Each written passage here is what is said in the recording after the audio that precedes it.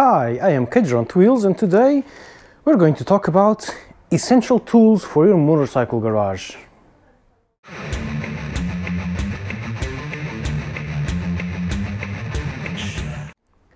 So first things first, this video is actually sponsored. It's the first time I have a sponsored video, sponsored by Autodoc. Autodoc is a web shop that has auto parts. Motorcycle wise, they only have tires and oils, but for cars they have everything.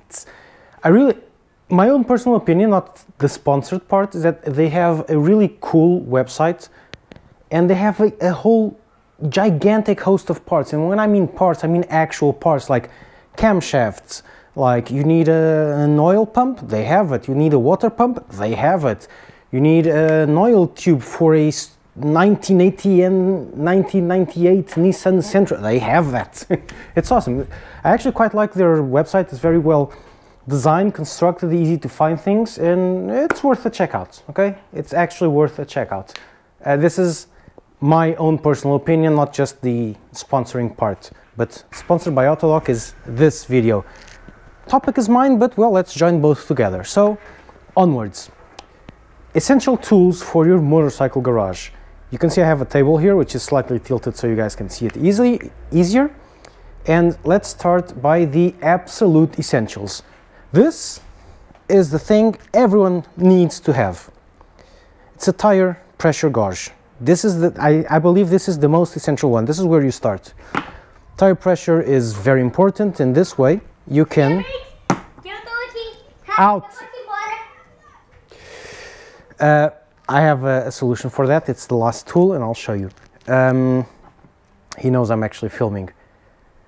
Tire pressure is very important on your motorcycle, and getting it measured is a pain because you have to ride to the fuel station, and then your tire is already warm, and the tire pressure gauges at the fuel station are always off kilter. So get a good one. This is not a good one, okay? But get a good one. Not the cheapest one, at least an average one, so you can keep it under control. I have to get a better one, okay? So that's the first one. The second one is this part over here, which is one of these. This is actually a grunge brush, but there are several types of tools with this shape. This is to clean your motorcycle chain. You can use a cloth, but this is 20 times better, and this is really, really cheap, okay? It's like 5 or 10 euros. It's nothing like this one. These two, very important. Then you have cloths to clean up your motorcycle chain, which makes about 80% of the maintenance you're going to be doing on your bike.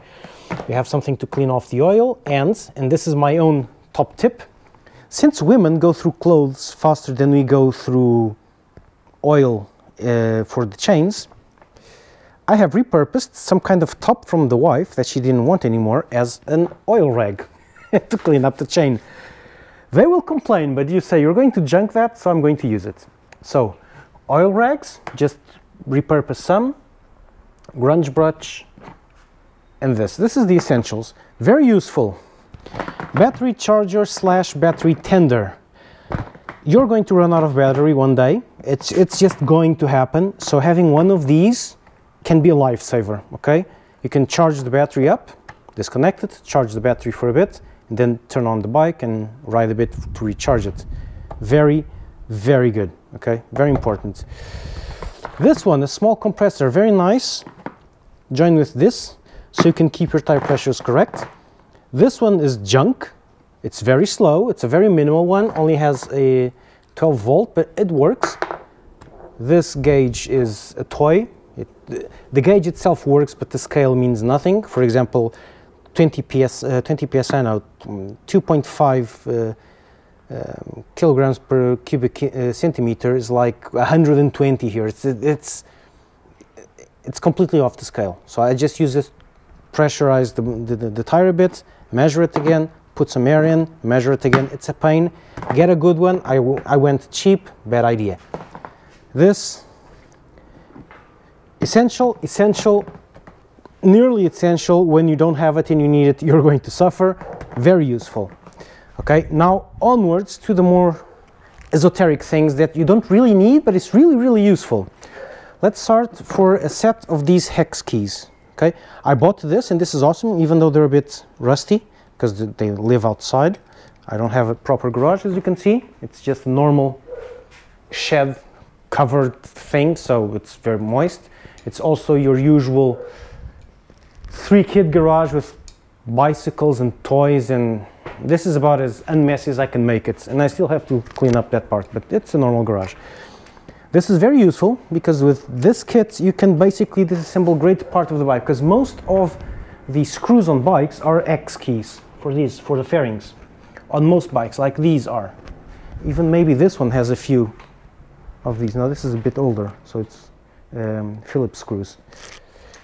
I would start with this so you can get the fairings off, because sometimes you want to get the fairings off to do really simple stuff. Like, for example, you have to take this cover off to clean underneath here the chain. So hex screws here for the chain guard, so you can clean it up. So these are the first ones. You have the tools from the bike, but they're usually average. Get a set of these and you will not regret it. The other thing, and actually the sponsor sells these more cheaper than the ones that I bought. This is from Dexter, which is a average brand. You don't need to buy professional stuff. Don't go overboard. I paid 75 euros for this, and this is about as much as you should pay. Don't pay more than that. It's not needed, because unless you're professional, you'll only be using this every now and then, and it's one of these. Why buy one of these and not one of the cheaper ones you can find on supermarkets, etc.?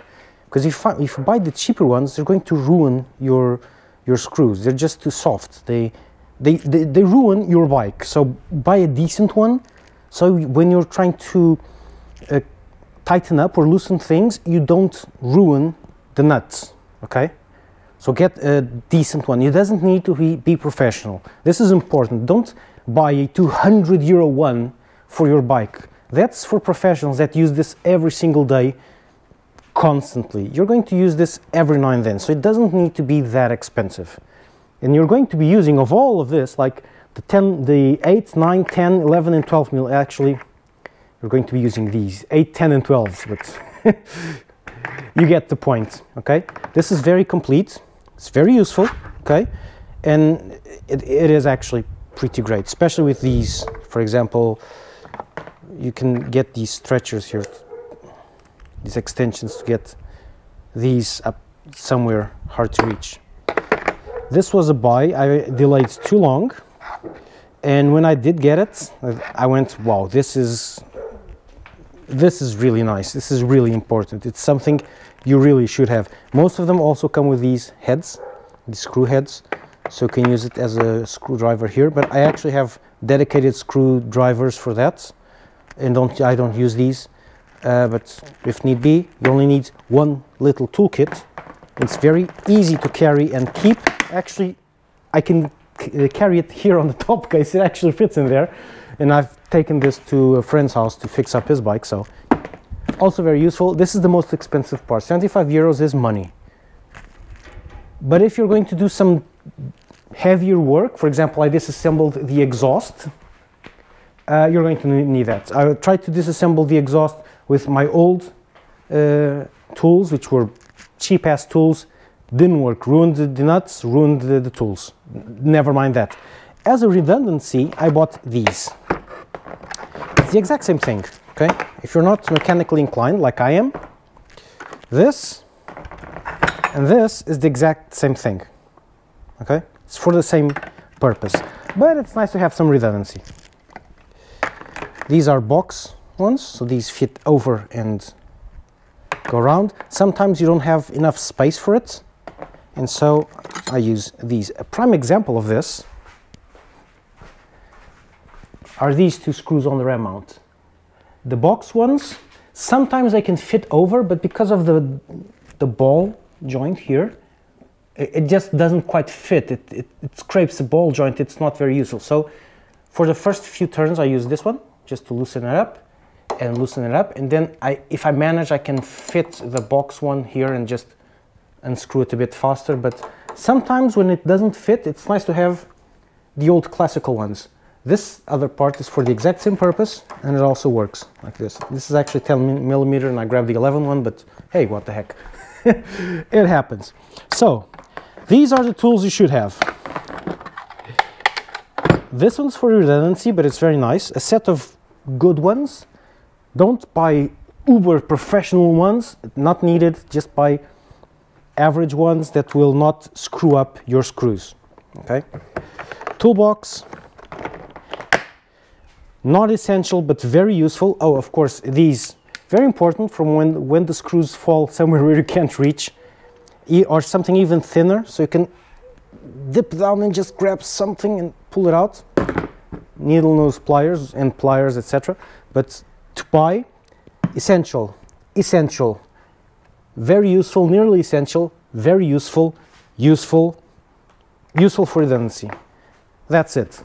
Oils. I'm going to go really fast, just for your everyday maintenance. It's not for the ones that are mechanically inclined. There are going to be guys who use power tools and a whole host of stuff because they can do their own maintenance. They change their own brakes, they change their own clutches, they do everything. Okay, fine. That's not the point. This is for the normal person, okay?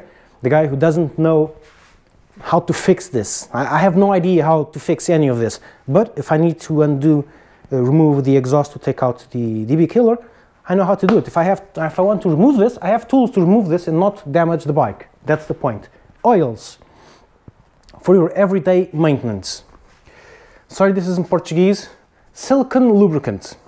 What is this for? This is to spray on these screws here, like this. Then you use a little cloth, like so, to spread it around, to keep it protected and not corroded. Okay, I do this a lot less than I should. This is useful, and you do this on every single of these white screws so they don't get... I know I have a few ones that are a bit uglier, so they don't get like this, okay? So they don't get that old look. They'll keep looking shiny and new because it will prevent corroding. This silicone-based lubricant is better than WD-40 because WD-40 has a tendency to go away, and this will stay there and keep it all greasy for a long, long time, okay? Then you have your, obviously, chain lube. I use this. I also use the Yama lube. I use whatever I can get my hands on at the moment with a few brands that I like. Yama lube and this one are the current ones. WD-40, obviously, if you don't have the silicone one, you can use this to protect your screws and chromes, etc. from corrosion, loosen things up, etc. So these three are essential. You then have chain cleaner, okay? Very important to clean your chain, well, duh. Although this one should be next to this one. And then we have my favorite, rain repellent or Rain X, which I use on, there are a few formulas specific for motorcycle helmets. I love it. It's a very nice way. They also work as detergents to clean your visor, and it will keep your visor perfect during the rain. It's awesome. I always have these. When I go on big travels, I take this smaller one to keep the visor clean and in case it rains, etc. That's basically it. The tools, very simple. You don't spend a lot of money. 75 here, 25 here. So this set here is 100. Let's say 10 bucks, 20. This is 3, so that's 23. This is like 25 extra, so like 50 euros, and you have this essential part. Okay, 150, you have this. It's money. It is money. This becomes expensive. Did anyone tell you that a bike was less expensive to maintain than a car? Good luck with that. Now, the last tool is this megaphone. Why is this megaphone here? It is to keep the kids off the freaking garage. Cage route.